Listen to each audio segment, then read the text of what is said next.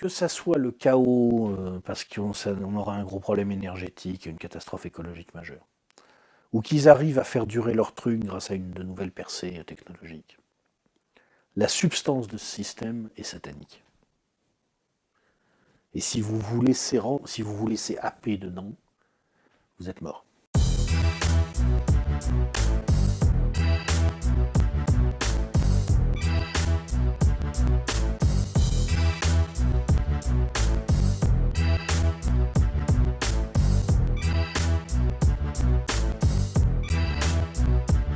Je suis diplômé d'une école de commerce et de gestion en filière finance d'entreprise. J'ai travaillé depuis 20 ans dans les fonctions de contrôle de gestion. J'ai écrit 4 livres. Un livre qui s'intitule « De la souveraineté », qui en gros est articulé autour de la thèse principale suivante.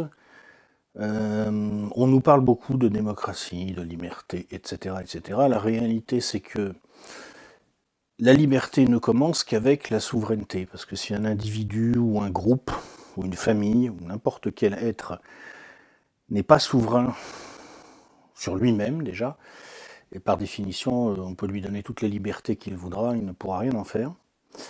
Et je disais en substance qu'aujourd'hui plus personne n'est souverain parce que nous sommes tous pris dans un système où nous sommes tenus en dépendance par de multiples acteurs que nous-mêmes ne tenons pas en dépendance réciproque, ce qui fait qu'à partir de là, il n'y avait plus de liberté possible. Les riches ont pris le contrôle de tous ceux qui sont à droite et à gauche, font la pluie et le beau temps pour leurs intérêts. On n'est pas du tout, évidemment, en démocratie, on n'est même pas en gouvernement représentatif, on est dans une plutocratie, c'est-à-dire le régime des riches, par les riches, pour les riches, et depuis le départ. Ensuite, j'ai écrit un ouvrage qui s'intitule « Crise ou coup d'État ». En substance, cet ouvrage est articulé autour de la thèse suivante. Bien entendu, tout n'a pas été programmé par les dirigeants du système, il y a une grande partie des évolutions qu'ils subissent, mais globalement, c'est ce que je disais en 2008, en fait, ils ont configuré la crise de surface représentée par l'explosion des subprimes et le constat d'insolvabilité, pas universelle mais presque. Ils l'ont configuré de façon à pouvoir prendre appui dessus pour renforcer leur pouvoir à travers le krach général du système qu'ils ont promu. Alors aujourd'hui, c'est un livre qui a un peu perdu de son intérêt parce que en 2008, ça intéressait les gens. En 2008, c'était utile de dire qu'on allait assister au coup d'État de Goldman Sachs. Bon, maintenant, forcément... En imposant son modèle et ses hommes, Goldman a échappé au contrôle des peuples et influence aujourd'hui directement la gouvernance mondiale. Goldman Sachs fait partie d'un système qui est très nuisible pour la société américaine, pour la démocratie et pour l'économie mondiale. Et quelle est votre solution ? Nous n'avons pas besoin de banques de cette taille. Nous devrions les casser, en faire des banques plus petites. Has there ever been a time when Goldman's investment advisors bought securities from Goldman for a client, and at the same time, Goldman was simultaneously shorting it? Au sujet de Mario Draghi, ses critiques montrent du doigt son passage chez Goldman Sachs en disant il y a là des questions qui se posent, des questions éthiques qui se posent. Stop, je réfléchis. Je ne m'attendais pas à cette question. Non, prenez tout votre temps. Oui, mais moi je ne veux pas répondre. Donc vous ne me posez pas la question. On est bien d'accord, hein, vous ne me posez pas la question. Ensuite, j'ai écrit un autre livre l'année d'après, toujours sur la crise qui était en train de se dérouler, qui était un peu un complément à Crise ou coup d'État. Alors ça s'intitulait « Crise économique ou crise du sens ». Et c'était articulé autour d'une thèse générale qu'on peut résumer ainsi. Au niveau des classes dirigeantes surtout, et aussi à un degré moindre quand même au niveau des classes populaires, en fait tout l'Occident est entré en paraphrénie. C'est-à-dire je faisais un parallèle entre la situation qui s'était créée dans la société Enron à la fin des années 90 et ce qui est en train de se passer actuellement à l'échelle de toute l'économie occidentale.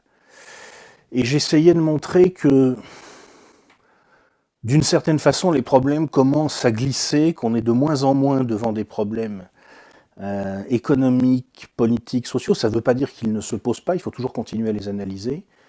Mais en fait, même si c'est un peu dangereux toujours de poser les questions de cette façon-là, les problèmes commencent à glisser vers des phénomènes quasiment de psychopathologie collective où on peut se demander si le cerveau global, entre guillemets, construit par nos sociétés occidentales, mais pas seulement d'ailleurs, mais principalement occidentales, n'est pas en train, en quelque sorte, de devenir cliniquement fou. Einstein disait « Répéter plusieurs fois la même chose et espérer un résultat différent est une forme de folie ». Alors nous répétons les mêmes erreurs commises en 2004, 2005, 2006, 2007 et 2008 et nous attendons un résultat différent.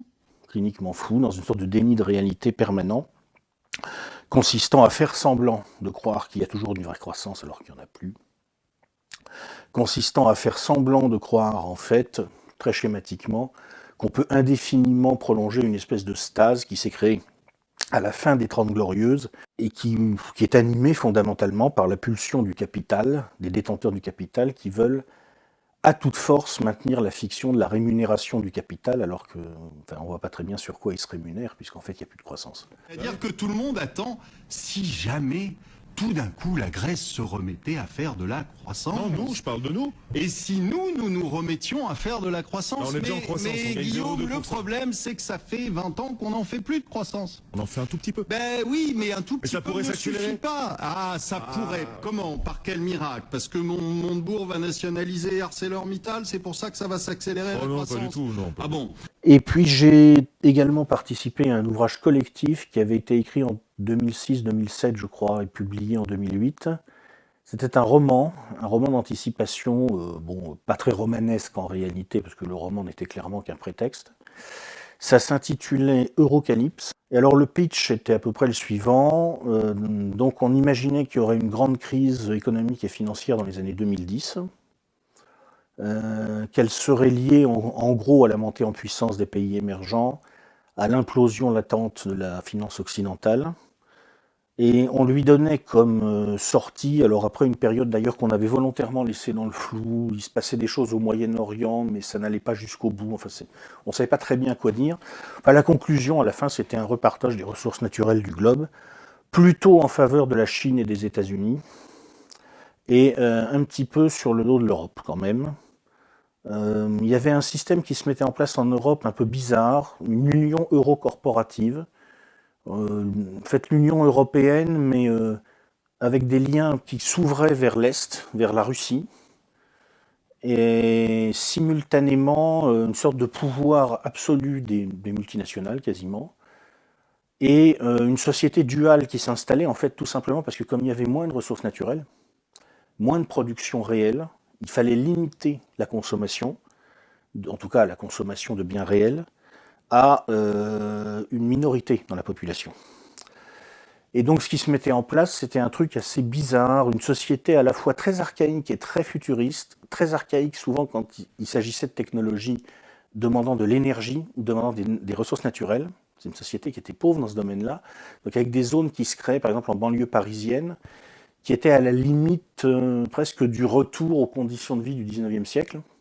Mais à côté de ça, une sorte de super futurisme dans le monde virtuel, donc avec des gens vivant en quelque sorte dans les conditions matérielles du 19e, mais avec des casques de virtualité, les projetant dans des univers imaginaires extrêmement sophistiqués. Et puis, en centre-ville parisien, une zone très sécurisée, avec une petite classe moyenne chargée de faire fonctionner le système, et puis les riches, quoi, les très riches. Et le roman racontait l'écroulement de ce système, c'est-à-dire c'était pas l'histoire de l'écroulement qu'on est en train de vivre, qui est à mon avis un écroulement partiel, c'était l'histoire de l'écroulement d'après, du schéma de transition qui se met en place là en ce moment, dans les années 2010, et on imaginait qu'il allait s'écrouler vers 2030 ou 2035.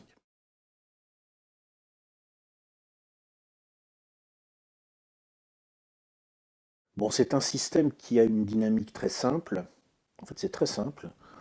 Qu'est-ce qu'il veut, ce système, de par sa structure, son mode de fonctionnement? Il veut rentabiliser le capital. Il veut dégager, parce que tout simplement, c'est les gens qui ont l'argent qui commandent. Donc c'est eux qui donnent les ordres aux politiques. À la limite, c'est même pas la peine d'aller engueuler les politiques. Les politiques, ils n'existent même plus. C'est même pas la peine d'aller engueuler les patrons. Aujourd'hui, un patron, il est très bien payé, mais il est sur un siège éjectable. Hein. C'est les fonds de pension, c'est les actionnaires, c'est les grandes banques, c'est eux qui commandent. Pourquoi ils commandent? Parce qu'ils ont le capital. Bon, donc c'est simple, au moins c'est facile à savoir, on sait ce que veut le système, il veut la rentabilité du capital. Bon, comme il ne peut plus l'obtenir dans le monde réel, comme il ne peut plus l'obtenir de façon saine, parce qu'on bute sur des limites, parce que voilà, il peut encore obtenir de la croissance dans les pays émergents, etc. Mais même ça aura une fin, et puis c'est pas sûr que les Chinois vont continuer éternellement à travailler pour payer des dividendes aux capitalistes américains ou britanniques. Hein. Ce qui va se passer, c'est que le seul moyen de rentabiliser le capital à un certain moment, ce sera de spolier les populations, ce sera de... C'est-à-dire que le capital, si vous voulez, va rentrer dans une phase maintenant où il va se retourner en quelque sorte contre l'économie réelle. Parce qu'il faut qu'il grandisse. Aujourd'hui, je crois que, notamment en Europe, ça va être trouver des investissements et des actifs qu'on ait envie d'acheter, des actifs boursiers qu'on ait envie d'acheter, ça devient difficile parce que on sait qu'on se prépare à 3 ou 4 ans difficiles, avec peu de croissance, voire pas de croissance. Or, s'il ne peut plus le faire par la croissance des capacités productives, il va le faire par, d'une manière ou d'une autre, l'accroissement permanent de la ponction qu'il opère sur les flux économiques réels. C'est sa dynamique. À la limite, il n'y a même pas de décision. C'est ça qui est terrifiant. C'est-à-dire que c'est même pas la peine d'aller choper les mecs de Goldman Sachs pour leur dire « Putain, bande de salauds, arrêtez de faire ce que vous faites ». Non mais je vous dis un truc. Sarkozy, non mais attendez, il y a des gens, on a dit tout à l'heure, qu'il y a des gens qui spéculaient à la baisse sur la faillite des États. On les connaît, ces gens-là. Pourquoi on les met pas en tôle? C'est ça que je demande, moi. Pourquoi on les arrête pas? Ils vont dire « Ok, on arrête ». 48 heures plus tard, c'est JP Morgan qui a repris leur truc. On va voir JP Morgan et putain, bande de salauds, arrêtez. On va tous les voir un à un. Arrêtez de faire vos saloperies. Ok. Le capital s'est réorganisé autrement, par d'autres structures, par d'autres moyens. Il est inarrêtable. Il me fait penser, si vous voulez, à la métaphore de Skynet dans les Terminator. C'est un truc qui n'a pas de centre. C'est un truc qui se duplique de lui-même maintenant.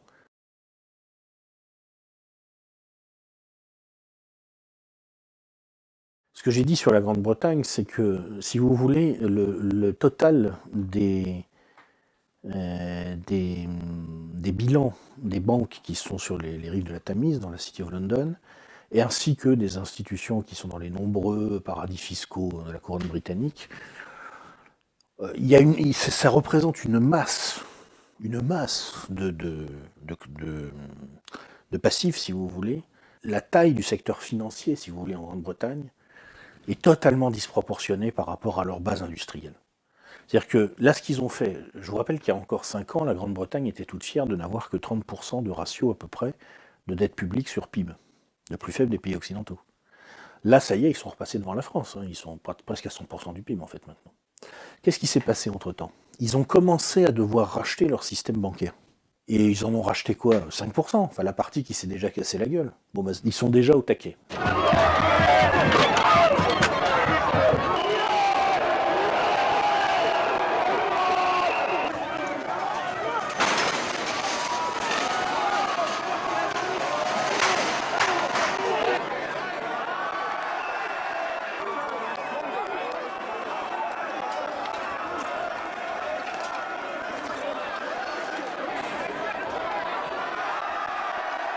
Alors que les États-Unis, c'est quand même pas tout à fait la même chose. C'est quand même, en termes de secteur industriel, quelque chose comme 5 ou 6 fois la Grande-Bretagne. Et en termes de secteur bancaire, même si Wall Street, c'est la plus grosse capitalisation boursière du monde, en fait, au niveau des indicateurs proprement financiers, c'est-à-dire les masses monétaires qui sont dans les bilans des banques, la plus grosse place financière du monde, c'est la City of London. Le centre du Forex, du marché des devises mondial, c'est la City of London. Donc c'est énorme par rapport à leur base industrielle. Alors qu'aux États-Unis, c'est quand même... Eux aussi, en fait, ils sont en faillite, mais moins quoi.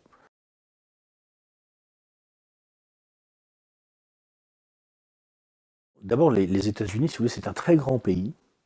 Et il y a une chose qu'on a souvent du mal à comprendre, je crois, en Europe, et on a tort de se représenter des choses comme ça. Quelque part, nous imaginons l'Amérique comme la France multipliée par 5 ou 6, quoi. Ben, c'est pas vrai du tout, parce qu'il y a plusieurs Amériques, il y a des disparités territoriales gigantesques. C'est un continent, c'est pas un pays. Et en plus, la diversité interne, contrairement à ce qu'on pourrait croire, est probablement plus élevée encore qu'en Europe. C'est-à-dire que je pense que si on regardait la réalité du niveau de vie, si on avait des indicateurs fiables, c'est le problème, c'est d'avoir des indicateurs fiables. Bon, la réalité des niveaux de vie aux États-Unis et en Europe, et les disparités territoriales, je ne serais pas surpris qu'on s'aperçoive qu'elles sont encore plus grandes aux États-Unis qu'en Europe. C'est-à-dire que il faut pas le perdre de vue. Aux États-Unis, vous avez donc coexistence de choses, de situations très diverses. Vous avez Détroit, là, un truc gigantesque, qui tombe littéralement en morceaux. Welcome to Detroit.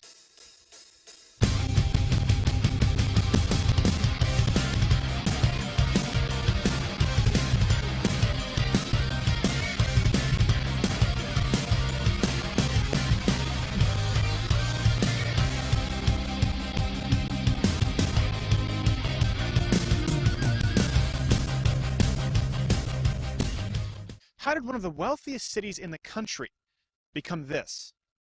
Detroit used to be the city with the highest median household income of anywhere in the country, and now it ranks 66th out of 68. It also has some of the highest crime rates, unemployment rate, and the lowest graduation rates of anywhere in the USA. In a nutshell, Detroit sucks. Vous avez dans le sud des zones qui sont quasiment des zones de tiers-monde. Hein.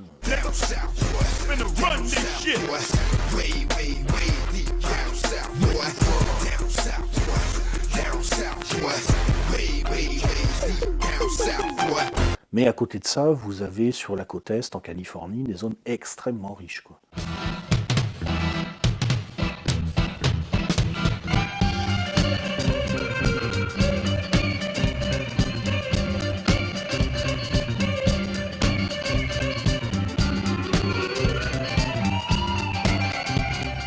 Après, au niveau de la base industrielle, bon, donc, moi, si vous voulez, je ne peux pas juger d'ici de ce qui se passe réellement là-bas. Je me méfie beaucoup, en fait, de tout ce qu'on nous dit.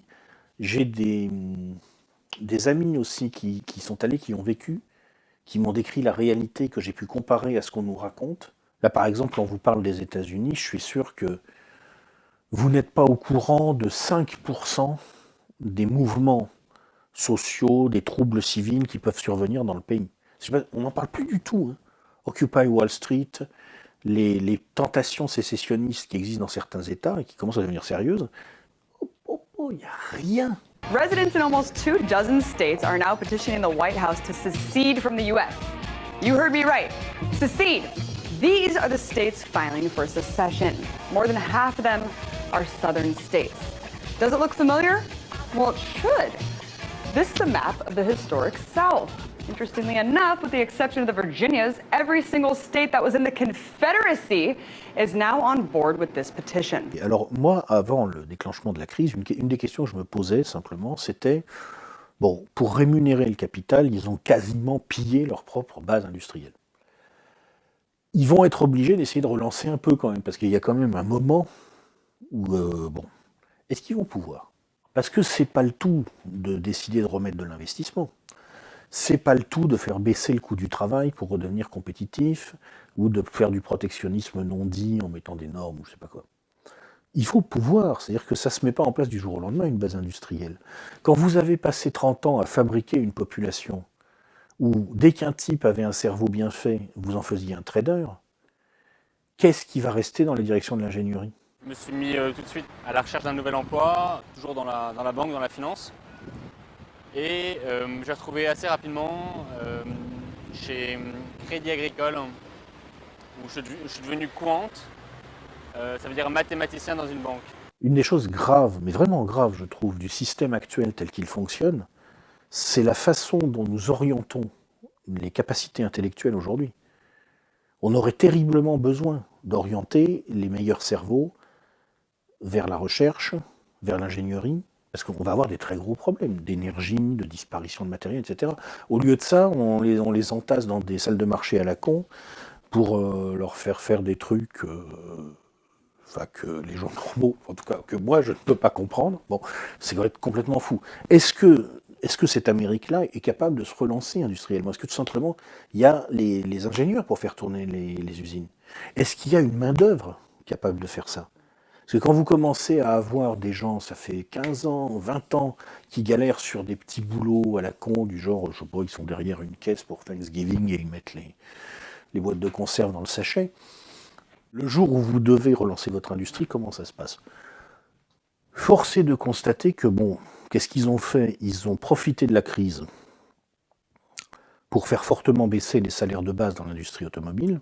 Ils ont réussi à relancer. C'est un fait. Ils ont réussi à relancer. On voit maintenant des voitures américaines à nouveau dans les rues. Vous regardez les films français des années 50-60, il y a plein de voitures américaines dans les rues. Enfin, moi, depuis que je suis en âge de regarder autour de moi, pratiquement, j'en voyais pas. J'en voyais pas. Je voyais des Françaises, des Allemandes, des Japonaises, maintenant des Coréennes, des Fiat, bon. Et puis, il n'y avait pas de voiture américaine. Je veux dire, quand je voyais une Chevrolet ou une Chrysler, je disais « Oh, une Chevrolet ou une Chrysler ».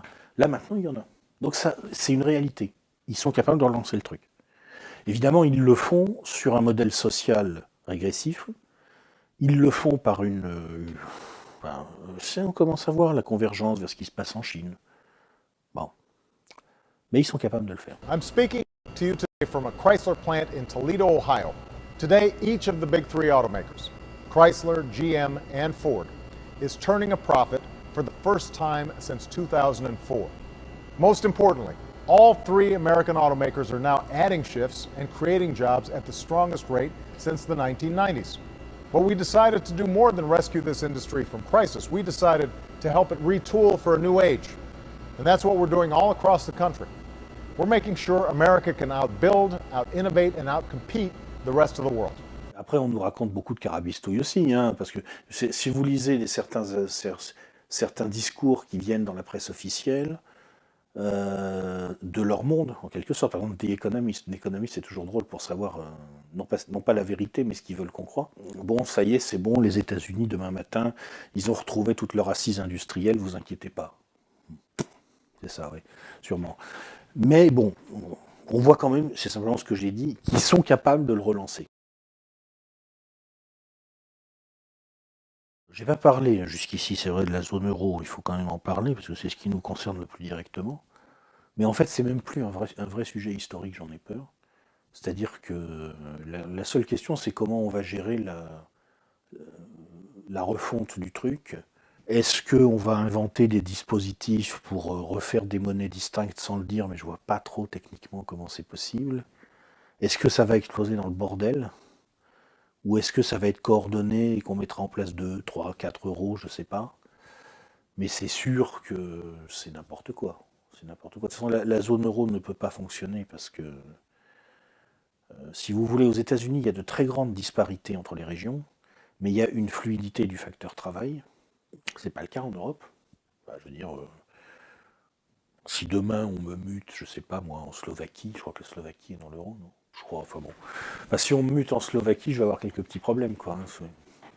Qu'est-ce qui va se passer? Eh bien, il est probable que c'est une sorte de jeu qui est en train de se faire entre ce qu'on appelle le Nord, c'est-à-dire essentiellement l'Allemagne, puisque les Pays-Bas eux-mêmes sont fortement compromis, entre l'Allemagne et les pays de la zone Sud, et dont la France maintenant fait partie. Et l'Allemagne attend qu'il y ait une erreur majeure de la part de l'un des pays du Sud, ce sera la Grèce par exemple, ou l'Espagne, et que ce soit eux qui entraînent la rupture de la zone euro pour eux-mêmes sortir de la zone euro. Les Allemands raisonnent déjà en marque. Et les Français? Les Français ne raisonnent pas en francs. Parce que l'élite qui nous dirige depuis maintenant 50 ans a fait un choix anational.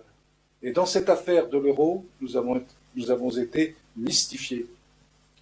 Et c'est très difficile pour tous ces gens de revenir en arrière et d'imaginer autre chose. Donc ils nous décrivent l'avenir comme une catastrophe. Mais la catastrophe, c'est eux qui l'ont programmée.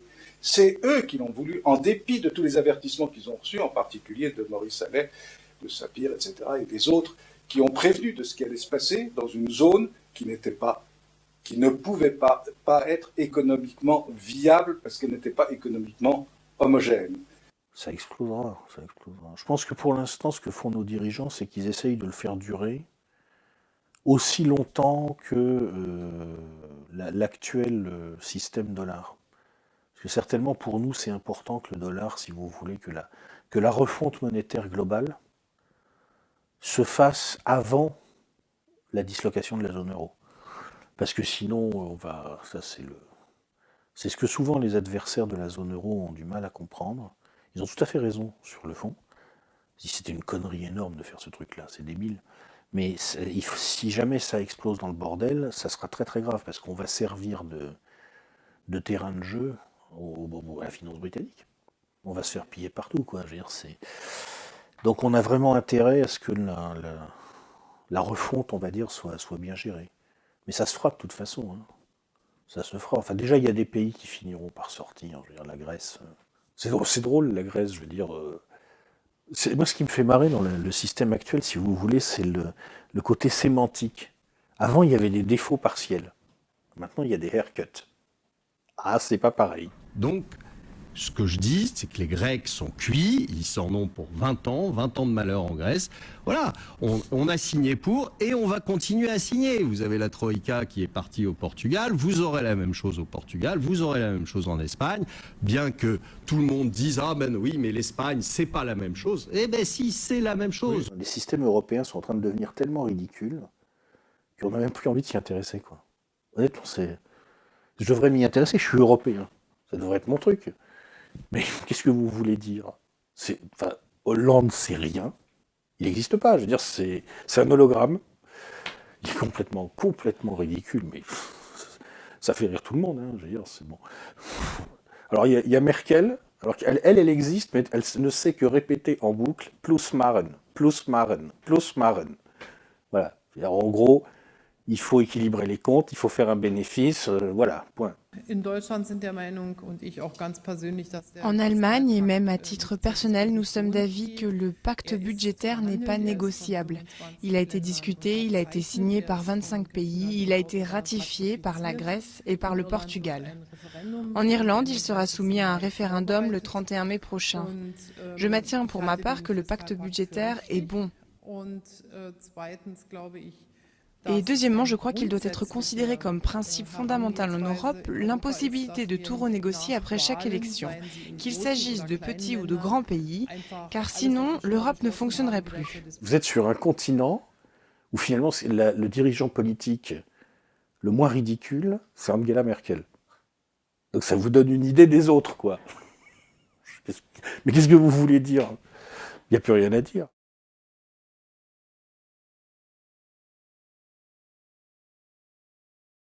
L'âge moyen en Allemagne, c'est 44 ans, si ma mémoire est bonne. 45 ans même, je crois, maintenant. Pour faire la grande Allemagne avec des hordes de retraités, de baby-boomers retraités. Ils ont un appareil industriel qui est quand même moins déglingué que le nôtre.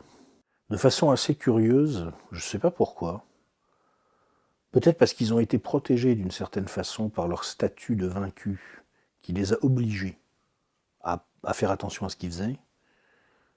On dirait qu'ils ont quand même fait moins de conneries que les Français. Parce qu'en fait, la puissance intrinsèque dominante en Europe occidentale, c'est la France, hein, normalement. On est normalement la première puissance en Europe de l'Ouest. C'est pas l'Allemagne, normalement. Pas depuis 1945. Elle n'a plus l'assise géographique pour ça, elle n'a plus la dimension mondiale pour ça, même si tu tentais qu'elle l'ait jamais eu d'ailleurs. C'est bien son problème. Normalement, le pays qui devrait conduire les choses en Europe occidentale, c'est la France. Parce qu'elle a un domaine maritime gigantesque, parce qu'elle a une zone d'influence en Afrique très importante et donc beaucoup de matières premières en stock, parce qu'elle a des armes nucléaires, et puis parce qu'elle a un territoire dont l'optimum de population est supérieur à celui de la République fédérale. Donc normalement, ça devrait être nous. C'est pas nous parce que on a fait une quantité de conneries absolument extraordinaires dans ce pays, hein, extraordinaire. Cela dit, non, je ne crois pas que l'Allemagne ait les moyens de refaire la grande Allemagne. Moi, ça me fait rire. Ce qui me fait rire, c'est il y a des gens qui ont bien compris beaucoup de choses. Ils parlent encore de la volonté hégémonique allemande. Mais il n'y a plus d'Allemagne. Et ce qui est surprenant, c'est que les classes dirigeantes allemandes ne profite pas de la situation actuelle pour impulser au niveau européen une reprise en main. C'est-à-dire que, en fait, il n'y a plus de capacité allemande. Qu'est-ce que vous voulez que l'Allemagne, elle n'a pas d'armes nucléaires déjà. Dans le monde qui est en train de prendre forme, bon, elle peut faire valoir sa puissance économique et réelle, mais c'est tout, quoi, donc ça ne suffit pas.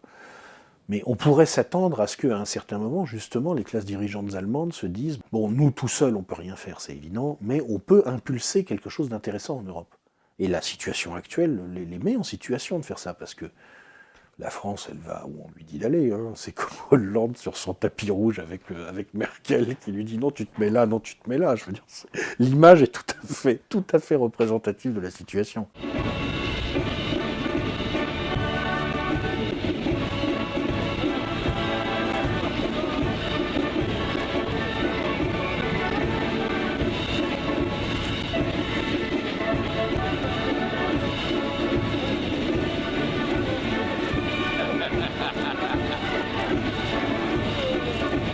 Pour l'instant, ils ne font rien de leur position finalement temporairement hégémonique en Europe, quoi. Moi, c'est ce que je dis par rapport à la situation allemande, quoi. C'est-à-dire, ils disent pas des choses fausses. Merkel, elle est pas dans le. Quand elle, vous savez qu'on a de la chance finalement, d'une certaine façon, d'avoir des monétaristes ordo-libéraux en Allemagne, parce que bon, c'est des monétaristes, donc ils sont là pour défendre la valeur du capital, c'est clair et net, c'est des économistes au service de la bourgeoisie, c'est clair et net. Mais au moins, ils sont pas fous. Bon, quand on voit quand même à quel niveau d'abstraction sont montés les anglo-saxons, il y a des moments où on se demande, quoi. Ils arrivent encore à faire tourner leur bousin, je sais pas comment ils font, mais vu de l'extérieur, on se dit, mais comment ça marche, quoi. Au moins en Allemagne, ils sont pas fous. Cela dit, ça suffit pas, quoi. Il faudrait qu'ils impulsent une ligne politique.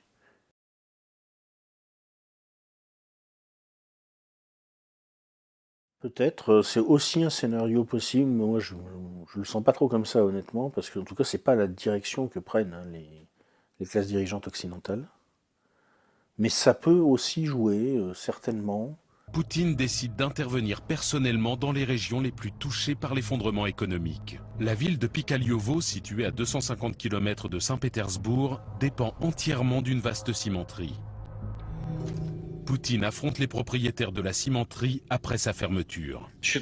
Vous avez pris ces gens en otage. Avec votre ambition, votre incompétence et votre pure avidité. Le sort de centaines de personnes est en jeu. C'est totalement inacceptable. Si vous, les propriétaires, n'arrivez pas à un accord, cette usine redémarrera. D'une manière ou d'une autre, avec ou sans vous. Seul Poutine peut intimider un milliardaire comme Oleg Deripaska pour le forcer à rouvrir une usine. Tout le monde a signé l'accord? Oui. Deripaska, vous avez signé? Oui. Je ne vois pas votre signature. Signez.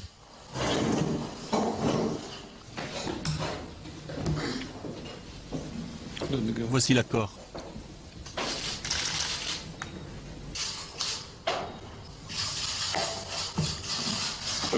Rendez-moi mon stylo. Ça, c'est du Poutine. Mais il faut voir que pendant la guerre froide, normalement, il y avait un affrontement idéologique, quoi. C'est-à-dire que, quelque part, le danger pour les capitalistes occidentaux, c'était une révolution communiste.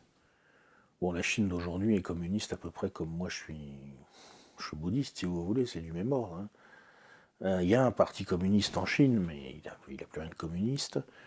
Et je pense que les oligarques chinois n'en ont rien à faire de la liberté des populations occidentales, et qu'à la limite, ils seront plutôt contents si ça se durcit ici. Ça risque plutôt de marcher dans l'autre sens, quoi. C'est-à-dire, on est plutôt dans une configuration qui me semble favorable à l'importation chez nous des logiques pas très sympathiques, on va dire, du pouvoir chinois.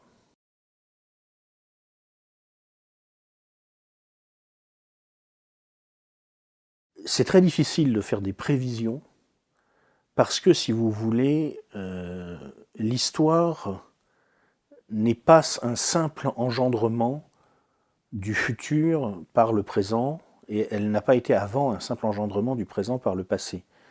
Dans une certaine mesure, elle n'est pas linéaire. Dans une certaine mesure, il peut y avoir coexistence de plusieurs futurs potentiels à l'intérieur du présent, et l'un de ces futurs peut s'imposer de justesse, si vous voulez. L'histoire aurait pu être différente, c'est-à-dire le hasard existe, à mon avis. Aujourd'hui, il y a effectivement plusieurs réalités qui coexistent.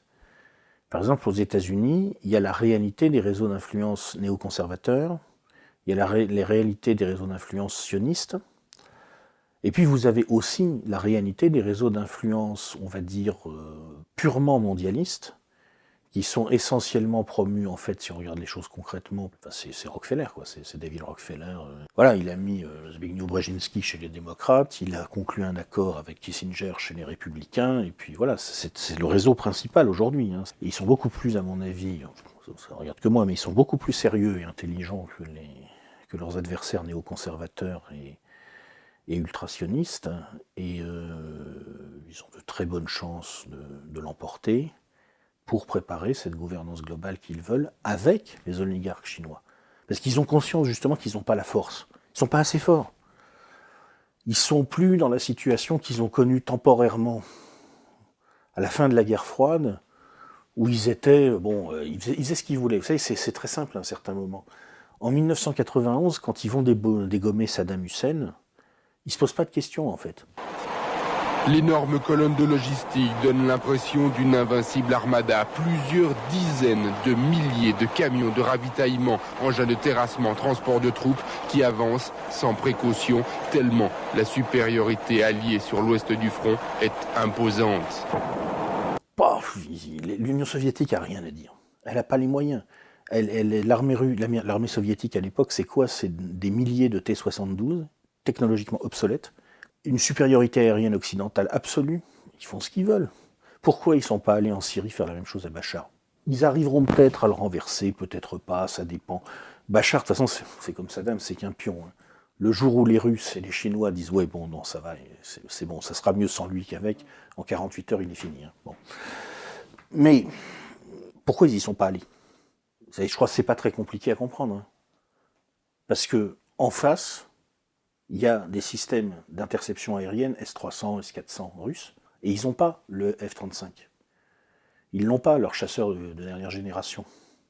Donc ils ont quoi à envoyer en Syrie? Des F-18. Bon, les S-300 peuvent abattre les F-18. C'est terminé.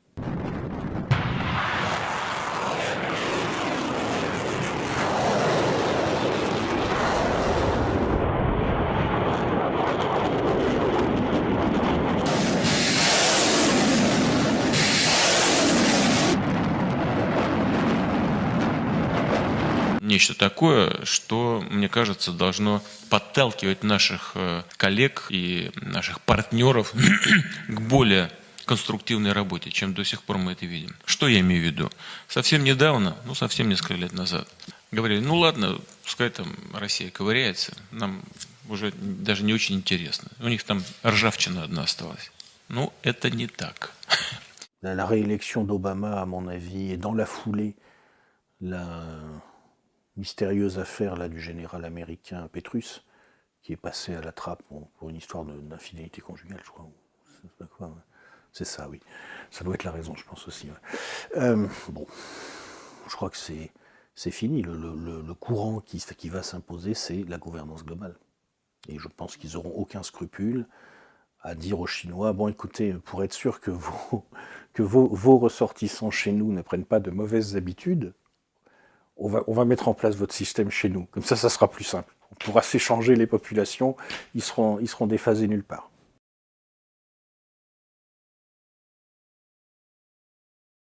Il y a des gens qui ont des liens avec les instances chinoises en France, malheureusement, il y en a même beaucoup, puisque on a une diaspora chinoise importante en France, et il faut le savoir, elle est littéralement truffée d'agents des services spéciaux chinois, hein, le Guanbu, je crois, ça s'appelle.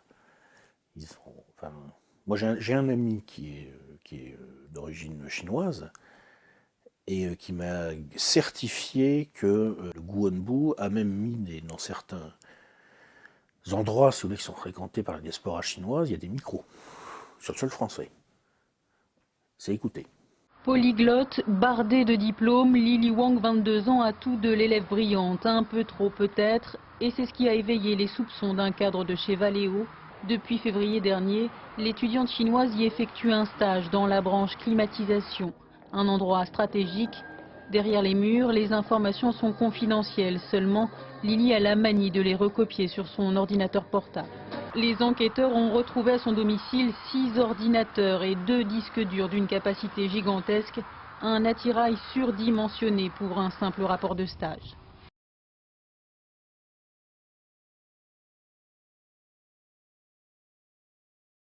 Là, on parle des choses sérieuses. Justement, c'est largement là-dessus que doivent porter les négociations. En fait, l'instance de coordination de ces oligarchies, c'est le système monétaire. Aujourd'hui, pourquoi le dollar tient la route à peu près? Alors qu'on comprend, enfin, je veux dire, on voit absolument pas ce qu'il y a à acheter. Les États-Unis n'exportent presque plus rien. Enfin, si, non, j'exagère, ils exportent encore des trucs, mais par rapport à ce qu'ils importent, j'ai pas le chiffre en tête, mais il n'y a aucune raison pour que le dollar tienne la route. Donc le dollar aujourd'hui, c'est un truc de fou. D'ailleurs, honnêtement, conceptuellement, si vous voulez, moi j'ai du mal à visualiser comment c'est possible. C'est-à-dire que je tire mon chapeau à Ben Bernanke et à sa bande. Je pense que ce qu'ils font est absolument dégueulasse, parce qu'en fait, leur stratégie, j'ai l'impression, c'est de laisser l'inflation se communiquer via les matières premières, de façon à faire des matières premières du monde entier le sous-jacent mobile du dollar, pour que, si vous voulez, ils aient la possibilité, au fur et à mesure que la valeur du dollar baisse par rapport aux matières premières, d'en refabriquer pour rémunérer le capital. On retombe toujours sur le même problème. Bon, quand on pense aux conséquences que ça a pour certaines populations du tiers-monde, il y a quand même une grande partie de l'Afrique qui fonctionne à 2 voire 1 repas par jour. Hein. Les 3 repas par jour, c'est un luxe là-bas. Hein. Bon. Quand on pense aux conséquences que ça a, c'est vraiment monstrueux ce qu'ils font. Abdullah does not look like a 13-year-old boy. It's just body in bones wrapped in flesh. There is no meat, there's complete deficiency. It doesn't look like this child is alive. If his eyes weren't moving and his mouth wasn't moving, you wouldn't think he was alive. But these bones, there's nothing there. You feel that they're going to break, and that this is a lifeless body and needs to be needs immediate attention. Elle a la langue pleine de terre. C'est son repas de la journée. Cette jeune fille vient de manger un gâteau de boue, un mélange d'argile et d'eau croupie. Selon le Programme alimentaire mondial, en Haïti, 6 habitants sur 10 n'arrivent plus à se procurer de la nourriture. Alors ils mangent ce qu'ils trouvent, des gâteaux d'argile. Avec la crise des subprimes et la baisse de Wall Street, ces investisseurs à la recherche de placements plus rentables se sont rués sur les matières premières, déversant des centaines de milliards de dollars. Une explosion spéculative qui a perturbé le cours des céréales. Ce n'est plus le monde agricole qui décide du prix des céréales, mais les banquiers, les fonds de pension et eux ont intérêt à ce que les prix montent. Mais je dois reconnaître que sur le plan technique, c'est vraiment très fort, quoi. Moi, j'étais convaincu qu'à force si vous voulez, de gérer son espèce d'impossible machine de bascule là, incompréhensible, forcément, il allait y avoir un retournement de la courbe de taux, la panique allait se répandre, et ça allait craquer. C'est pas possible de tenir en équilibre comme ça, au-dessus d'un gouffre, mais de dettes irrécouvrables qu'on n'arrive même plus à mesurer, parce qu'avec vous avez les produits dérivés dessus, il n'y a plus personne qui est capable de faire un calcul. Hein. Et ben, hop, formidable, ça tient pour l'instant. Et ça tient pourquoi? Parce que tout simplement, les Chinois n'ont pas sifflé la fin de la récré. C'est pour ça que ça tient. Donc ça veut dire qu'ils arrivent en même temps à arbitrer tout ça, à aller négocier avec les Chinois. Combien de temps ils vont y arriver? C'est là qu'on va voir s'ils sont capables ou pas de mettre en place leur gouvernance globale. Est-ce qu'ils vont trouver un accord avec les Chinois pour dire en gros, bon, on va faire descendre le dollar, on va accepter le yuan comme monnaie de réserve mondiale ou quelque chose de ce goût-là, ou dans une partie du monde. Et c'est là, à ce moment-là, dollar, euro, yuan, peut-être un peu la livre sterling, je ne sais pas s'il en restera quelque chose, bon, c'est là que ça va se jouer. C'est-à-dire dans la négociation des zones géographiques ou éventuellement de domaines, de quel type de ressources, etc., où telle ou telle monnaie est de réserve. C'est là que se jouera ce système de gouvernance globale, visé manifestement par l'oligarchie US, en condominium. Donc là, je pense pour l'instant, on est dans une relation de... On se cherche. Il y a toujours le risque de guerre. Honnêtement, moi, je pense qu'on n'est pas passé loin, en fait. J'ai vraiment flippé. Hein, je veux dire, quand j'ai vu, en gros, que les Russes et les Chinois disaient aux Américains « vous arrêtez en Syrie », et qu'ils continuaient. Chris, U.S. officials tell NBC News that a Russian ship carrying Russian military forces is making its way out of the Black Sea and headed to the Russian port city there in Syria, the only deep-water port for Russia outside its own borders. Mais c'est pas fini. Mais bon, depuis la réélection d'Obama, la sortie de Petrus par la petite porte, là, bon, enfin, on va voir. J'en sais rien. Hein. Je veux dire, peut-être je me trompe, peut-être ça va encore se retourner une nouvelle fois, mais bon. Je pense quand même que le pic de risque de guerre est passé. Pour moi, parce que, après, si vous voulez, maintenant, ça peut plus descendre, parce que je vois pas trop, d'après ce que j'ai lu, je suis pas spécialiste, je vois pas trop les États-Unis recréer dans les années qui viennent une situation plus favorable pour eux en cas d'affrontement global. C'est-à-dire que maintenant, si vous voulez, leur puissance, militaire, tout simplement, qui, en dernière analyse, là maintenant, on le voit bien, c'est la réalité. Hein. Au-delà du formidable numéro d'équilibriste de Bernanke et de la puissance extraordinaire des médias, on voit bien à un moment que, en fin de compte, c'est une affaire de F-18 et de S-300. Hein. Bon, leur puissance militaire, d'après ce que j'ai lu, ne peut plus baisser maintenant.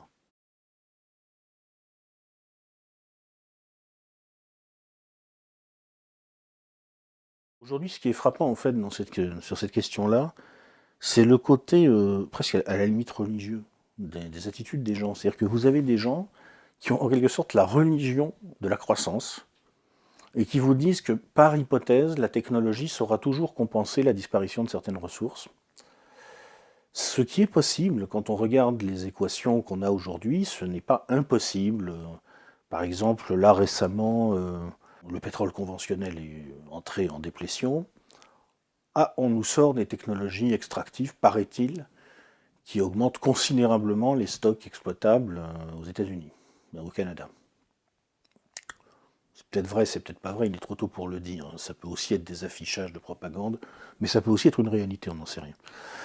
Moi, j'attends de voir les résultats, si vous voulez, parce que... Je veux dire, enfin, les Américains ont raconté tellement de carabistouilles depuis 20 ans qu'ils peuvent dire des choses vraies, mais enfin, on ne va pas forcément les croire sur parole. Donc c'est vrai, il y a des équations qui font que cette sorte de religion de la croissance, c'est peut-être vrai, mais c'est peut-être vrai. Et vous avez d'autres gens qui disent au contraire, la technologie ne permettra pas de s'adapter. Mais en fait, ils n'en savent rien. Peut-être que oui, peut-être que non. Moi, j'ai l'impression que ça finit par structurer une espèce de débat un peu infantile, où en fait, l'impression que ça me donne, si vous voulez, c'est deux religions, pseudo-religions face à face, qui finalement finissent par en constituer une globale, qui a pour effet de déresponsabiliser les gens. C'est-à-dire, en gros, il y a ceux finalement qui disent « Ouais, de toute façon, la technologie réglera tous les problèmes, donc je peux continuer à faire n'importe quoi, on ne va pas me poser de questions. » Il y a ceux qui disent « Ouais, de toute façon, c'est fini, la technologie ne peut rien faire. » Et finalement, eux aussi, ils ne se posent plus de questions. Alors moi, j'en sais rien. Quand on regarde les équations sérieusement, d'après ce que j'ai vu, on devrait voir maintenant, dans les 10 ans, même pas dans les 5 ans qui viennent, les informations dont on a besoin. C'est-à-dire que vous avez en Chine, ils ont lancé un plan de développement de la filière nucléaire thorium. Donc il y a deux possibilités, ça marche ou ça marche pas. Si ça marche et si ça marche comme c'est prévu, il n'y a pas de problème énergétique. Et si ça marche pas, ça marche pas. Vous avez les États-Unis qui parient sur les schistes bitumineux. Ça marche ou ça marche pas, on verra. Et l'Union européenne, pour autant qu'elle soit capable de formuler une stratégie, ce qui est un peu compliqué en Europe, semble plutôt un peu comme la Chine, mais qui n'en fait pas sa majeure, parier sur les biocarburants de 2e et 3e génération, qui sont des biocarburants, si vous voulez, qu'on saurait éventuellement produire presque sans taper sur les ressources agricoles. Bon, tout ça, ça marchera ou ça ne marchera pas. Voilà. Après, vous avez un certain nombre de questions aussi qui vont se poser sur l'épuisement des métaux, qui est un sujet dont on parle moins, mais on a tort parce que c'est vachement sensible. Là, il va y avoir des questions pour l'instant auxquelles on n'a pas de réponse. Finalement, on était persuadé que tout craquerait par l'énergie, mais c'est peut-être plus des problèmes liés à la disparition de certains métaux en extraction primaire qui ne vont pas faire s'écrouler le machin, mais qui vont quand même poser de sacrés problèmes pour faire de la croissance. Pour prendre le cuivre dont je parlais tout à l'heure, aujourd'hui on estime qu'il a de fortes chances d'être éteint à l'extraction primaire vers 2030 à peu près. Quand vous aurez donné le dernier coup de pioche au fond de la dernière mine de cuivre, il restera du cuivre, il en restera plein. Je veux dire, tout ne va pas s'arrêter du jour au lendemain. Simplement, à partir de ce moment-là, d'abord, il va y avoir de moins en moins de cuivre, parce que même si c'est très aisément recyclable, vous avez toujours quelques pourcents de pertes au recyclage. Et puis ensuite, de toute façon, la quantité devient limitée. C'est-à-dire que là, aujourd'hui, quand vous voulez, je sais pas, poser une conduite en cuivre dans une ville chinoise en expansion, vous posez votre conduite en cuivre, vous n'avez pas besoin d'en démonter une ici. À partir de 2030, si on a fini le cuivre à l'extraction primaire, à chaque fois qu'on pose une conduite en cuivre dans la banlieue de Shanghai, il faut en démonter une ici. Ah, ça change la règle du jeu, quoi.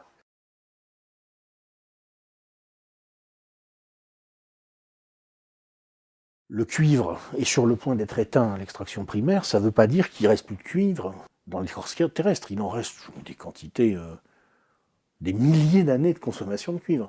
Le problème, c'est qu'il est tellement diffus que énergétiquement, ça coûterait très très très cher d'aller le chercher.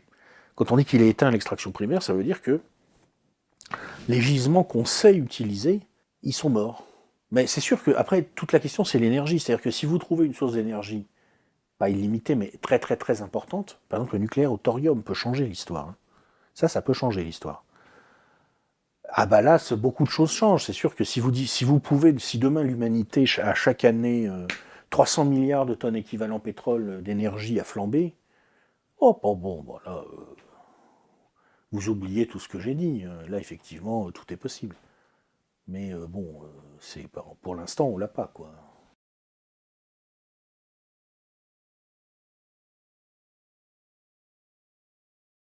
Comme je vous disais, il faut attendre de voir ce qui est vrai sur cette histoire de schiste bitumineux, il faut attendre de voir ce que donne le programme du nucléaire au thorium en Chine, ce que donnent les recherches sur les biocarburants.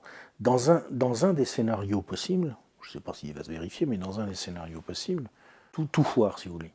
Les Américains nous ont raconté des carabistouilles, ils ont confondu le nombre théorique de tonnes équivalent pétrole qu'ils ont en stock avec le nombre qu'ils peuvent tirer sans en dépenser plus que ça rapporte en termes énergétiques, parce que ça pose un petit problème quand même. So all of that has to do with how long it takes to make something produce. How much energy do you get back for how much energy you invested? When oil was seeping out of the ground in Pennsylvania, you got a return of, 200 to 1. When you have to go offshore to deep water, drilling in 15,000 feet of water, and your first well costs $150 million to build, all that's energy that's being invested to get energy. And the moment you start burning more energy to get a barrel of oil out of the ground, then it's worth it. Forget about it. The world's been thoroughly explored over the last 120 years. There's no major oil finds left. As a matter of fact, no field the size of Ghawar, the largest field in Saudi Arabia, has ever been discovered since. Saudi Arabia has 25% of the known oil reserves on the planet. 25%. Why, if Saudi Arabia has all these untapped reserves onshore, are they moving heavily into offshore drilling? Now, if it's 5, 10, 50 times more expensive to drill offshore than on land, doesn't that tell you that Saudi Arabia knows they've got no more oil to find? Les Chinois, le nucléaire au thorium, pour une raison quelconque, ça marche pas. Nos histoires de biocarburants de 2e, 3e génération, pour une raison quelconque, ça marche pas. Les biocarburants, ça aussi, c'était la bonne idée pour remplacer les énergies fossiles. Mais en y regardant de plus près, on constate que certaines énergies vertes font plus de mal que de bien. Sur des millions d'hectares, toujours le même paysage uniforme. C'est le nouveau visage de l'Indonésie. Dans l'archipel, le palmier à huile s'installe sur le moindre mètre carré disponible. Extrait de ses fruits, son huile est le nouvel or vert de l'Asie. Son prix ne cesse d'augmenter depuis qu'il entre dans la composition de ce qu'on appelle les biocarburants. Les conséquences de sa culture sur le terrain n'ont pourtant rien de bio. Déforestation systématique et incendies volontaires détruisent la forêt primaire, refuge d'espèces rares et menacées. Cette gigantesque combustion dégage tellement de carbone que l'Indonésie est devenue, après la Chine et les États-Unis, le 3e pays émetteur de gaz à effet de serre de la planète. Je ne sais pas si ça va se produire, mais on imagine que les trois pistes craquent. Bon, les gains de productivité, vous savez, on va vite les chercher, parce que qu'est-ce que c'est des gains de productivité dans l'économie matérielle? Dans l'économie matérielle. En fait, les gains de productivité, c'est une capacité à mettre en œuvre plus d'énergie ou mieux d'énergie. Voilà. Donc, même si vous utilisez l'énergie de mieux en mieux, à un moment, si vous êtes obligé de diviser par 2 puis par 3 la quantité d'énergie effectivement disponible, ce qui est quelque chose qui peut arriver assez vite pour les pays occidentaux si toutes ces pistes échouent. Parce que si vous voulez, les Chinois, les Indiens vont aller... Là aujourd'hui, il y a à peu près 12 milliards de tonnes équivalent pétrole en énergie dans le monde.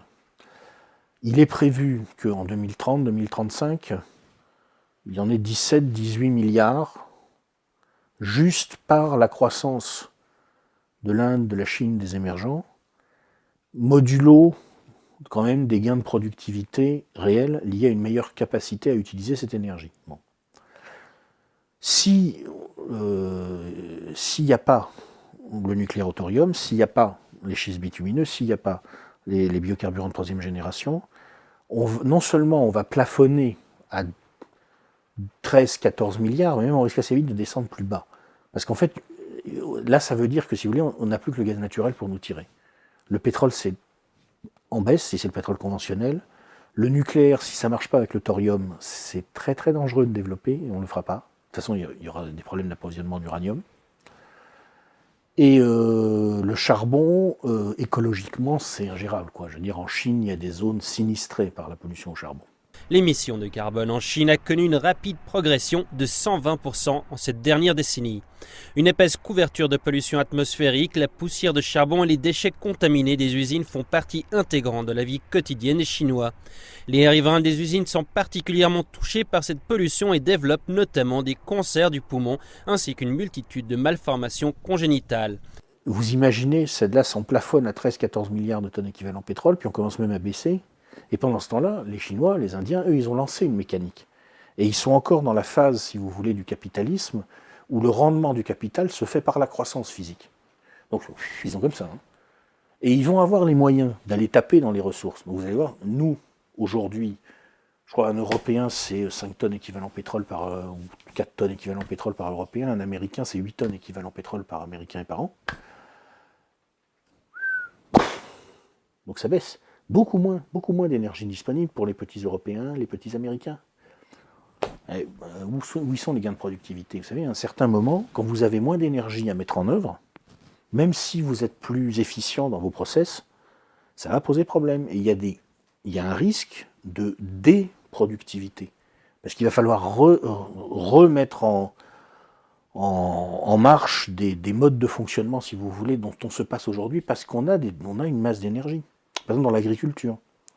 Pourquoi aujourd'hui on a une agriculture productiviste, entre guillemets? Parce qu'on met en œuvre une énergie énorme par rapport à l'énergie traditionnelle, de l'agriculture traditionnelle. Si demain on n'a plus cette masse d'énergie, il va falloir retourner cultiver les champs. Et donc le travail, ça ne sera pas fini. Hein. À ce moment-là, ça ne sera vraiment pas fini. Donc je pense que ça va se jouer beaucoup autour de la question énergétique, aussi beaucoup autour de la question de savoir comment le pouvoir, c'est un autre sujet, mais qui converge, les deux problématiques vont se percuter, comment le pouvoir va décider d'occuper les gens, parce que un des grands problèmes de l'espèce humaine, c'est qu'en fait, la majorité des gens, il faut les occuper. Parce que sinon, ils font des conneries, puis ils sont malheureux. Alors, on peut décider de les occuper en faisant du tititainment, c'est la version de M. Zbigniew Brzezinski, ce grand humaniste. Donc, lui, sa méthode, c'est en gros, on va fabriquer des crétins qui regarderont la télé, d'un air complètement abruti, là, Comme ça, pendant ce temps-là, ils nous foutront la paix. Qui est la version traditionnelle, la bonne vieille méthode, qui consiste à dire, bon, bah, tous les jours de la semaine, tu travailles, et le dimanche matin, tu as le droit d'aller à la messe, petit vénard. Bon, ça, c'est l'autre méthode. Bon. Je ne sais pas quelle solution le pouvoir va privilégier, parce que cette histoire de tititainment, c'est bien gentil, mais enfin... En général, historiquement, ça fabrique quand même des bases anthropologiques, si vous voulez, très instables. Le travail, quand même, c'est bien pour la domination sociale. Donc la fin du travail, peut-être, c'est peut-être technologiquement possible, c'est peut-être souhaitable, mais je ne sais pas trop. Pour que ça marche, il faudrait, que le pouvoir décide qu'il peut se passer du travail pour contrôler la population. C'est pas gagné. Peut-être, c'est pas gagné.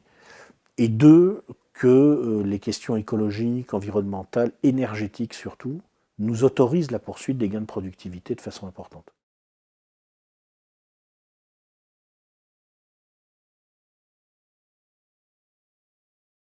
Dès que quelqu'un commence à parler de protectionnisme, vous avez des types qui viennent pour dire « Oh, attendez, c'est terrible, on va fermer toutes les frontières, on va arrêter de commercer avec tout le monde. » En fait, le capital avait besoin de la croissance chinoise pour continuer à se rémunérer. C'était une des pistes pour continuer à se rémunérer. Donc, ils ont développé la Chine, et ils l'ont développée pendant longtemps, avant finalement que les Chinois eux-mêmes disent « bon, maintenant ça suffit », avec une très faible croissance du niveau de vie de la plupart des Chinois. Le PIB chinois a une structure mais complètement délirante. Il y a 50% d'investissement, 35% d'exportation et 15-20%, quelque chose comme ça, de consommation intérieure. Donc la conséquence, c'est que pendant 20 ans, vous aviez des Chinois qui travaillaient, mais je sais pas, 70 heures par semaine ou un truc comme ça. Là-bas, les 35 heures, c'est 2 fois, quoi, en gros. Bon, qui vivaient souvent sur leur lieu de travail. Il y a des gens qui dormaient à côté des machines. Que s'est-il passé la nuit dernière dans l'usine chinoise de Foxconn qui produit notamment l'iPhone 5 ? Une bagarre a impliqué 2000 employés de ce géant de la sous-traitance électronique faisant 40 blessés. La police a procédé à des arrestations. Foxconn est régulièrement montré du doigt pour les conditions de travail infligées à ses salariés, notamment en des cadences très dures. Il y a quelques années, une vague de suicides s'était produite dans ces usines. Je pense que ça a été pire que la révolution industrielle en Grande-Bretagne. Bon, la technologie a aidé un petit peu, mais je pense qu'au niveau de la discipline imposée à la main-d'œuvre, c'est un truc qu'on n'a jamais vu en Occident. Et tout ça pour fabriquer des conneries, en général d'ailleurs, qui ne servaient pas à grand-chose, mais qui se vendaient bien en Occident et qui ont permis d'encaisser du dividende. Le déficit commercial américain, il y en a un bon tiers qui est fabriqué directement par les flux intra-firmes des multinationales. Et sur les 2 tiers restants, il y en a une grande partie qui est organisée par le capital occidental lui-même. On dit pour les Chinois, ils n'ont rien attaqué du tout, ils n'ont pas eu besoin. De plus en plus nombreuses sont les entreprises françaises qui se lancent dans les investissements à l'étranger. Et l'un des pays à la mode s'appelle la Chine, avec notamment Shenzhen, près de Canton. Shenzhen est son plus grand parc technologique de Chine. Pasteur Mérieux a investi 120 millions de francs. Shenzhen, véritable ville champignon de 4 millions d'habitants, n'était qu'un village de 3000 pêcheurs il y a 15 ans. Shenzhen, devenu pour les industriels étrangers le principal accès au marché chinois avec son milliard de consommateurs. Shenzhen, la concurrente de Hong Kong. La Chine a une main-d'œuvre bon marché et de grande qualité, que ce soit d'ailleurs au point de vue des opérateurs, des techniciens et des ingénieurs. Vous pensez bien que si on avait donné des technologies aux Chinois, ils avaient tous les moyens de développer leur production, de développer leur capacité de production, dans un sens plus pérenne, plus durable, pour fabriquer des choses plus intéressantes et écologiquement plus responsables, en améliorant le niveau de vie de leur population. La souffrance qui a été infligée au peuple chinois pendant des décennies et des décennies n'a servi qu'à gonfler le capital occidental et à fabriquer la base de puissance future de l'oligarchie chinoise, mais vraiment, par la sueur et les larmes, si vous voulez. Près de 60% de tous les jouets sur le marché mondial sont produits dans la province de Guangdong. C'est dans cette région que de nombreux jeunes ouvriers de régions rurales pauvres se déplacent afin de gagner de quoi faire vivre leur famille. Lorsque Swedwatch a commencé à enquêter sur la fabrication de jouets dans la région en 2004, les ouvriers travaillaient plus de 90 heures par semaine, sans jour de congé ni contrat. Vous avez des gens qui osent, et qui osent venir vous dire que si vous êtes contre le libre-échange tous azimuts, c'est que vous êtes contre ce type de développement. Et ils en font un argument. Mais évidemment que je suis contre. Mais n'importe quel être humain sensé devrait être contre. C'est fou, c'est dingue.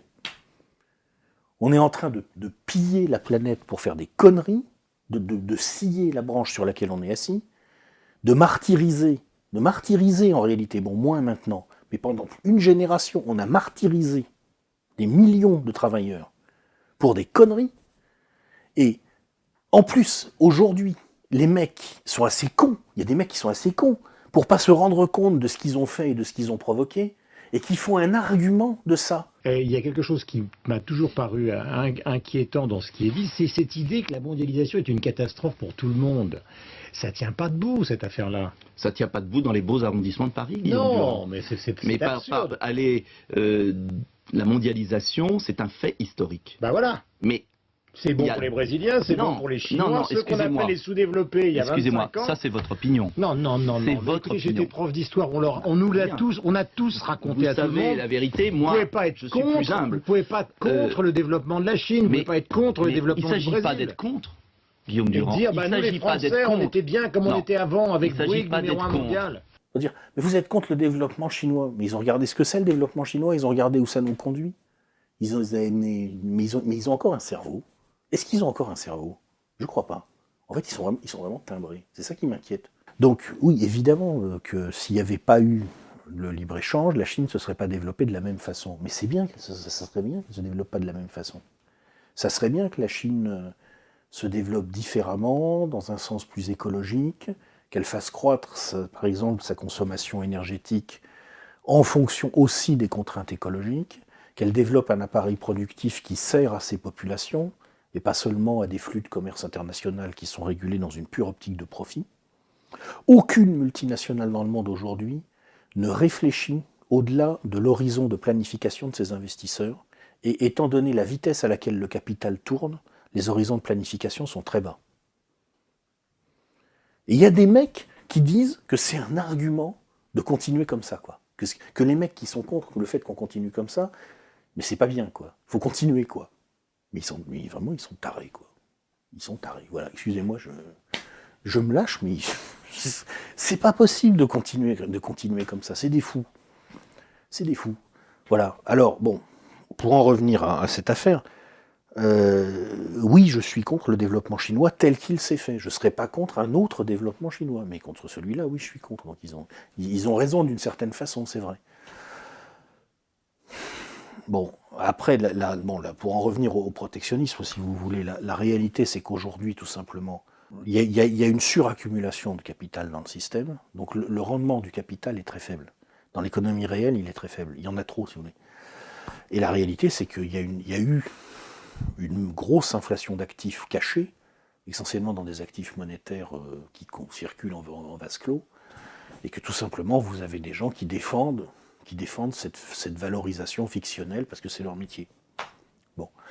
Et ils ont besoin du libre-échange pour maintenir cette fiction qui les fait vivre. Alors une stratégie qui est employée, c'est celle que vous dites, effectivement, mais il y en a d'autres. Il y a aussi le fait qu'on essaye de vous faire croire que dès qu'on met en place un protectionnisme, ça veut dire que plus personne ne commerce avec personne. Un protectionnisme, c'est pas ça. Un protectionnisme, ça peut être négocié. On peut très bien aller dire aux Chinois, écoutez, vous faites monter les salaires de votre population, nous vous aidons à le faire dans la préservation d'un certain nombre d'équilibres environnementaux, énergétiques, etc. Et puis nous, de notre côté, nous reconstituons une base industrielle elle-même pensée sur le long terme. Sur le long terme, c'est ça le problème. Et qu'est-ce qui se passe si le nucléaire au thorium, ça ne marche pas? Qu'est-ce qui se passe si on n'a pas les biocarburants de troisième génération? Qu'est-ce qui se passe si les schistes bitumineux, ça ne marche pas? Et même si ça marche, quel est le coût écologique? C'est pas pensé en réalité. C'est tout ça qu'il faudrait penser, mettre en place de façon coordonnée, mais effectivement en protégeant des ensembles, parce que de toute façon, il faut sortir de cette économie d'interpénétration générale. Elle est beaucoup trop dangereuse aujourd'hui. Elle est exposée à un risque d'accident systémique global qui n'est pas pris en compte.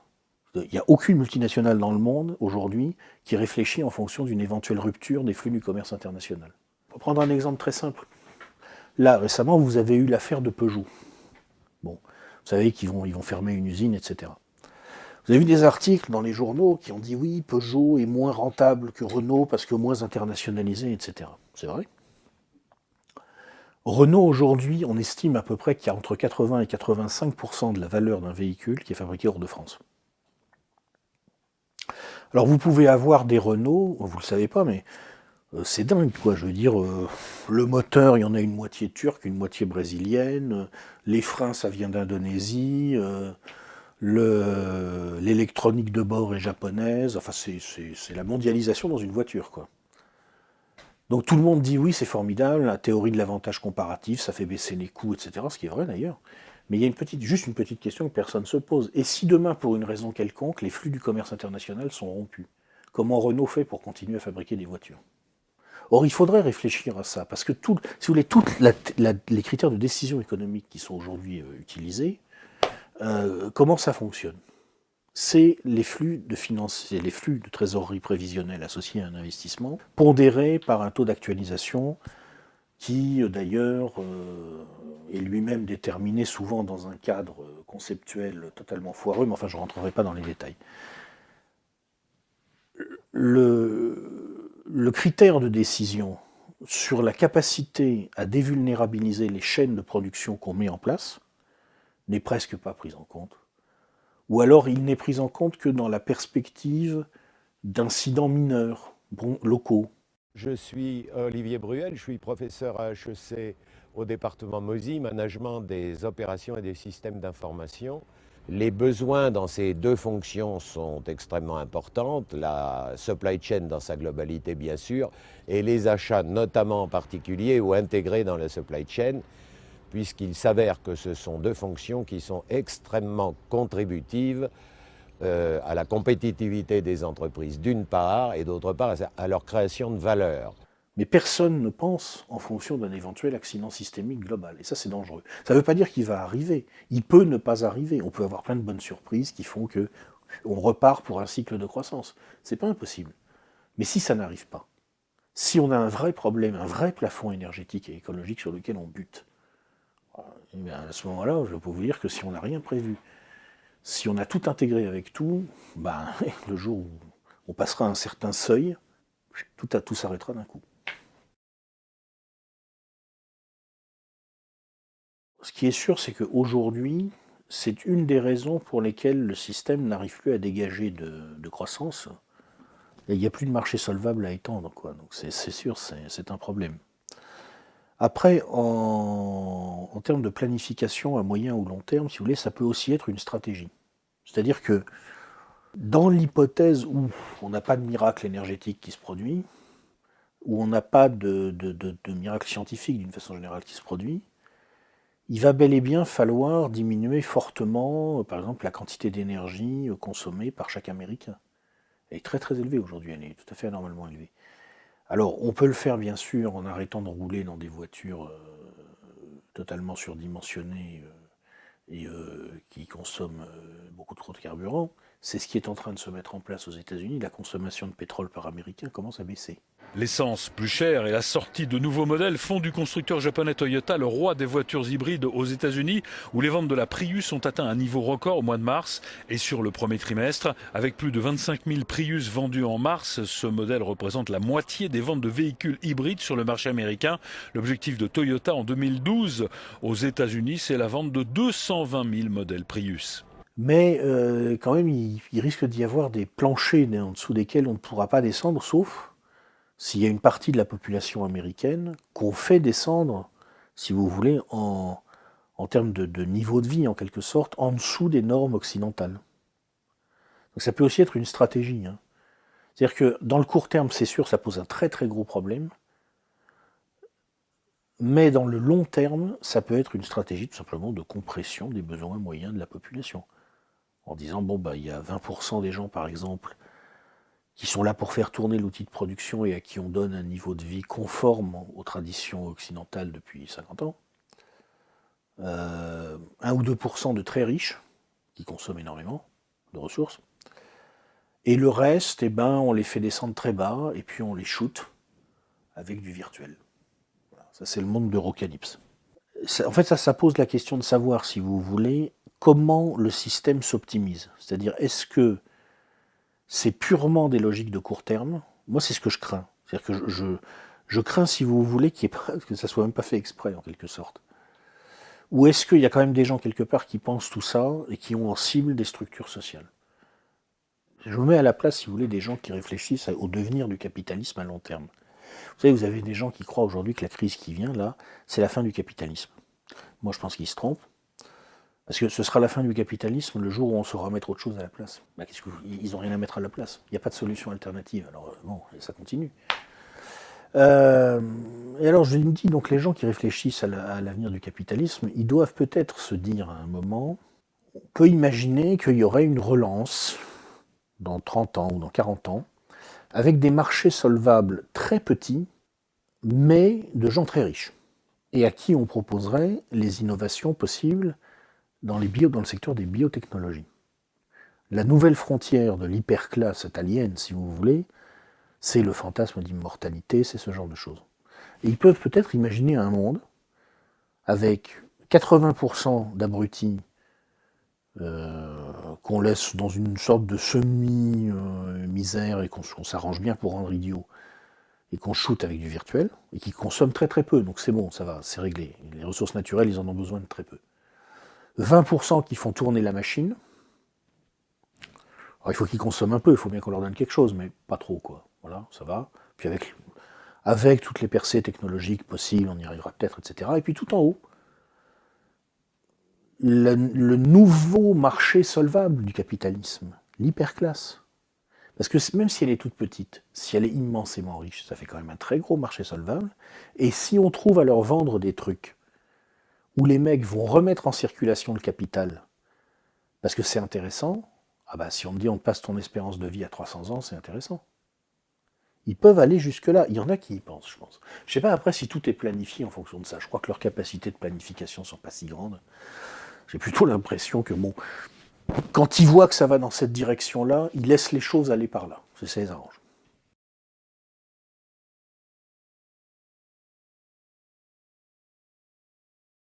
Bah moi, je ne crois pas à la prise de la Bastille, alors peut-être j'ai tort. Hein. J'ai des copains qui y croient. J'ai des copains qui disent oui, t'inquiète pas. Demain, il va y avoir une grande prise de conscience au niveau de la population et ça va tout changer. Alors, je demanderais qu'à les croire. Mais bon, quand je regarde autour de moi, je ne le sens pas vraiment comme ça, quoi. Moi, j'ai plutôt l'impression que la population, elle est en état de... complètement déstructurée, quoi. C'est même pas qu'elle forme de mauvais raisonnements, c'est qu'elle ne peut plus former de raisonnement, majoritairement. Donc j'y crois pas, je pense. Puis même si on prenait la Bastille, il faudrait trouver quelle Bastille prendre. Comme je vous disais, ce principe, cette logique n'a pas de centre. Comment on fait? Je sais pas, j'y crois pas. Donc il reste le maquis. Et effectivement, en ce sens, moi j'ai aucun problème avec le discours de Piero San Giorgio. Autant en biologie que dans l'observation de tous les environnements humains et animaux et bactériologiques, lorsqu'une population croît de manière exponentielle jusqu'à atteindre l'usure de toutes les ressources, et que toutes les ressources sont consommées, eh bien cette population décroît de manière extrêmement brutale. C'est ce qu'on appelle un overshoot en termes écologiques. Alors la grande question, c'est est-ce que nous sommes dans cette situation-là? Et lorsque l'on regarde froidement les chiffres, on peut dire plusieurs choses. Tout d'abord, nous sommes 7 milliards aujourd'hui, donc on peut nourrir 7 milliards de personnes. Mais 7 milliards qui souhaitent avoir une croissance économique, 7 milliards en augmentation, plus de viande, etc. Donc ça veut dire quoi? Ça veut dire qu'on accélère de manière exponentielle et très rapide l'utilisation des ressources existantes. Enlever ces sources énergétiques, et c'est essentiellement le pétrole, et vous n'avez plus de la nourriture pour 7 milliards de personnes. Vous n'avez plus de carburant pour transporter les gens, pour transporter la nourriture, pour transporter l'eau, pour permettre l'énergie nécessaire pour pomper l'eau et irriguer les sols, etc. Je ne partage pas forcément sa conviction selon laquelle tout ça va s'écrouler avant la fin de cette décennie. Peut-être il a raison, hein. Mais si je devais faire un pari, ça ne serait pas celui-là. Ça serait une sorte de descente lente jusqu'à un point de rupture, effectivement, avant la fin de cette décennie, mais qui ne débouchera pas sur un écroulement général, qui débouchera sur un changement de système pour maintenir en fait le système de fond. C'est-à-dire, c'est un peu comme l'histoire du guépard de Visconti, vous savez, le film « Tout changer pour ne rien changer ». Il y aura un truc comme ça, à mon avis. Je ne sais pas exactement quelle forme ça prendra. Probablement une société qui risque de ne pas être très sympa, hein. Je crains la mise en place de dictatures, sans doute un peu postmodernes, des dictatures avec des apparences de démocratie, etc. Mais là, aux États-Unis, récemment, les conseillers d'Obama, ont promulgué un texte qui s'appelle le National Defense Authorization Act. There are laws on the books now that characterize who might be a terrorist. Someone missing fingers on their hands is a suspect, according to the Department of Justice. Someone who has more than 7 days of food in their house can be considered a potential terrorist. If you are suspected by these activities, do you want to have the government have the ability to send you to Guantanamo Bay for indefinite detention? A suspect. We're not talking about someone who has been tried and found guilty. We're talking about someone suspected of activities. Is that enough? Are you willing to sacrifice your freedom for liberty? C'est un texte qui pratiquement revient à créer une loi d'exception, quoi. C'est-à-dire que c'est la loi des suspects de l'époque de la Révolution française. C'est le mode de fonctionnement de la Stasi en RDA. Alors c'est virtuel, c'est-à-dire pour l'instant c'est très peu appliqué, mais les textes sont là, ils sont prêts. On peut arrêter un citoyen américain et le détenir indéfiniment sans jugement. Voilà, ce qui nous pend au nez, c'est la mise en place d'une sorte de dictature postmoderne. Et moi, je pense que c'est bien que les gens reconquièrent de la souveraineté, de l'autonomie, et puissent se mettre un peu à distance et fabriquer des petits territoires en quelque sorte modestes mais précieux, de liberté. Voilà, vous savez, quand l'URSS s'est écroulée en 1991, il n'y a pas eu de famine en Russie. La raison, c'est les lopins individuels des kolkhosiens. Et vraiment, hein, je veux dire, la Russie a bouffé bien d'ailleurs, enfin bien. Disons que oui, dans la plupart des endroits, ça n'a pas trop tourné à la catastrophe, alors que la production agricole de l'agriculture mécanisée lourde soviétique s'était littéralement effondrée. La revolución, en un primer momento, firma la ley de reforma agraria y comienza la entrega a los verdaderos dueños de la tierra, que eran los campesinos, los cuales comenzaron a cultivar las tierras donde ellos nacieron y que no eran dueños de ellas, sino que eran extranjeros que se habían apropiado de esas tierras. Desde los primeros años del triunfo de la revolución, comienza con una política de ir cerrando, de ir bloqueando, de ir asfixiando de forma económica a nuestro país.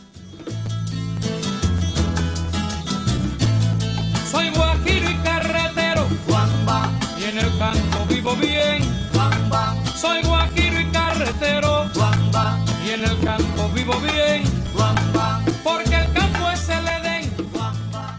Por eso te digo que este movimiento, que parecía una utopía, que parecía una cosa era una agricultura de emergencia, ya no es ninguna agricultura de emergencia. Estos son pequeñas empresas agrícolas. Sí te puedo decir que somos los líderes y te puedo decir que cada día crece más el movimiento, de manera ininterrumpida. Ha pasado por diferentes etapas, de la etapa inicial de utilizar todos los espacios vacíos alrededor de la ciudad, allá de manera estatal, determinar la agricultura urbana a diferentes distancias. El objetivo fundamental de la producción de estos pequeños huertos o parcelas sencillamente es el autoconsumo, en primer lugar. Y en segundo lugar, el excedente que le quede lo pueden vender a un precio relativamente bajo, asequible para todas las personas que viven en los alrededores de aquí de la huerta. Otro objetivo es que la hortaliza llegue fresca al plato. Je pense que Pierrot a raison, à tout point de vue, il faut le faire. Même s'il a tort et qu'il n'y a pas d'écroulement général du système à la fin de cette décennie, de toute façon, dans tous les scénarios, si on regarde les conditions objectives, la solution qu'il propose est bonne en elle-même. Donc il faut se mettre à distance de ce truc-là parce que ça va vraiment devenir très très très désagréable. Très désagréable. Et il faudra toujours plus d'études pour des boulots toujours plus merdiques. Moi, ce que je fais, c'est que je pars du principe que je vis dans une société objectivement qui n'a plus aucun sens, en tout cas de mon point de vue. Elle en a peut-être du point de vue des dirigeants, mais de mon point de vue, c'est n'importe quoi. D'abord, donc je ne m'y intéresse pas. C'est-à-dire que je m'intéresse aux vraies variables de l'avenir. J'essaye de me renseigner sur les choses vraiment importantes pour l'avenir. Et tout le flux médiatique, institutionnel, etc., je ne suis pas contre, je ne les écoute pas. Je ne perds pas mon temps avec ça. Bon. Je vais chercher l'information moi-même, en fonction d'un certain nombre de points de surveillance que je sais devoir poser à l'horizon. L'énergie, le système monétaire et les perspectives biotechnologiques et nanotechnologiques, enfin, ce qu'il peut y avoir dans les tuyaux et dont on nous parle assez peu, et qui pourrait expliquer ce que nos dirigeants ont en tête sur la relance d'un nouveau cycle du capitalisme dans 1 ou 2 décennies. C'est là que je regarde le plus. Et c'est jamais par le système médiatique que je me renseigne, quoi. Jamais. Il faut partir du principe que de toute façon, ce système est fait pour nous enfumer. Alors ça ne veut pas dire qu'il dit tout le temps des mensonges, parce que parfois la vérité, il peut avoir intérêt à la dire quand même. Mais fondamentalement, c'est fait pour nous enfumer. Donc, c'est fait pour vous retirer la capacité de porter un regard propre sur le monde. C'est un truc qui vous crée dans la tête, sans que vous le sachiez, des axiologies prédéterminées. Et ensuite, quand vous essayez de revenir dans votre raisonnement pour reboucler, vous êtes parasité. C'est comme si on vous plantait des virus dans la tête. Comme un ordinateur qu'on dérègle, qu'on retarde en le saturant de virus. C'est pareil. Donc il faut se mettre à distance. C'est ce que c'est vicieux, mettez-vous à distance de tout ça. J'essaye de rester indépendant autant que faire se peut, et surtout d'être résilient. Et puis j'essaye de construire un réseau avec des gens qui pensent comme moi, qui sont libres, vraiment libres dans leur tête, quoi, qui se font pas trop facilement enfumer par le système, quoi. Et petit à petit, j'essaye de construire un vrai réseau de solidarité avec eux. C'est sûr que c'est pas facile. C'est sûr aussi que le problème qu'il y a, c'est que le système est quand même très fort pour arriver à occuper le cerveau des gens, occuper leur temps. Mais voilà, moi c'est ce que je fais et je pense que si vous vous laissez happer par ce système, si vous laissez le système prendre le contrôle de vos vies, prendre le contrôle de votre cerveau, vous savez, c'est Dante, vous qui entrez ici, abandonnez tout espoir, quoi.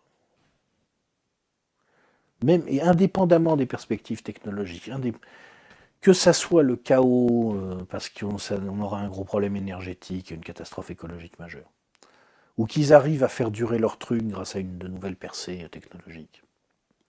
La substance de ce système est satanique. Et si vous vous laissez happer dedans, vous êtes mort. Vous continuerez peut-être à respirer. Vous continuerez probablement à vous nourrir. Mais en fait, vous ne le saurez pas, vous serez des zombies. Ce système est en train de zombifier la population. Voilà. Donc de toute façon, mettez-vous d'une façon ou d'une autre en rupture par rapport à lui. Vous êtes obligé d'avoir un pied dedans, parce qu'il faut bien vivre. Mais un seul pied, et toujours vous avez la possibilité, régulièrement, d'aller mettre la tête dehors. I quote a Christian Saint Timothy, and I find it to be true what he said, that the love of money is the root of all evil. That's the end result of my spiritual, intellectual quest. It is the end, it is a fundamental truth that I have verified through 3 decades of empirical, investigative, legal, academic research, trying to answer some fundamental questions about human existence and why we behave the way we do, why we think the way we do, why we act the way we do. The love of money is the root of all evil, and it is the love of money which has the potential to exterminate, to render extinct the entire human race. There was a psychiatrist, Elizabeth Kubler-Ross, who talked about the 5 stages of grief. And when you're hit with an overwhelming, life-changing situation, the first is denial. This can't possibly happen. It's not true. No, it's not happening. And you stay in denial and you fight to stay in denial. Then comes anger. I really believe that mankind is now entering just barely. It has just barely crossed the threshold of the anger phase. We have to get through the anger phase, and how we get through that anger phase is going to be critical. The way we're going under current government and monetary rule, the only kind of anger that's going to be produced is the destructive kind, born of absolute frustration and bitterness, that nothing that's being sold to us as being a solution is making us feel any goddamn better. Then, of course, after that, we have the bargaining. Well, the bargaining is kind of going on now, too. Maybe I could have done something different. Maybe I should have thought of this. Maybe if I do this now, it won't be different. Then you go through the bargaining, and you finally get to a place of depression where it's really starting to sink in. And these are all emotional stages that one goes through, whether they're an individual or a culture or a civilization. And the final stage is acceptance. And it's really only when people reach the point of acceptance that you can find those people who are like part of the ones on the Titanic saying, okay, show us how to build a lifeboat.